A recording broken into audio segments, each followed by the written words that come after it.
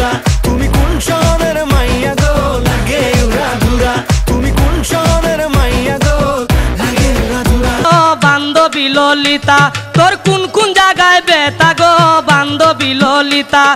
নিউজও দেখলাম, অনেকগুলো নিউজও হয়েছে দেখলাম, আবার নিউজ আমাকে পাঠাইছো দেখলাম আমাদের সময়। যে গানটার কথা নকল আমি বুঝতে রাইট কথা নকল, সুর নকল আমি এটাও রাইট সুর নকল। এদিকে তুফান সিনেমার গান যে সিনেমা প্রেমীদের বাজিমাত করে গেল তা আর না বোঝার বাকি নেই। সম্প্রতি তুফান সিনেমার গান 20 সেকেন্ডের একটি ভিডিও ক্লিপ রিলিজ দেওয়া হয় সোশ্যাল মিডিয়ায়। এই গান আসার পরে বিভিন্ন জন বিভিন্নভাবে মন্তব্য করে যাচ্ছেন। কেউ বলছেন নকল গান, কেউ বলেন কোন এঙ্গেলে নকল বলছেন আপনারা। অনেকেই ধারণা করছেন তোর কোন কোন জায়গায় ব্যথা গো বান্ধবী ললিতা, কোন কোন জায়গায় বেতা গো বান্ধবী ললিতা। এই গানের সুর ও মিউজিক চুরি করে তুফান সিনেমার নতুন আইটেম গান লাগে উড়াধুরা বানানো হয়েছে বলে ধারণা করছেন শাকিব খানের কিছু হেটার্সরা। তার মধ্যেই উঠে এসেছে পরিচালক ইকবালের নাম।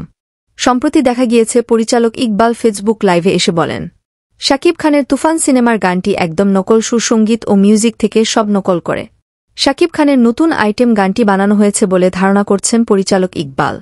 তো প্রিয় ভিউয়ার্স, এখন আপনারাই বলেন মেগাস্টার শাকিব খানের তুফান সিনেমার গানটি আসলেই কি নকল গান কি না তা আমাদের কমেন্ট করে জানাতে ভুলবেন না।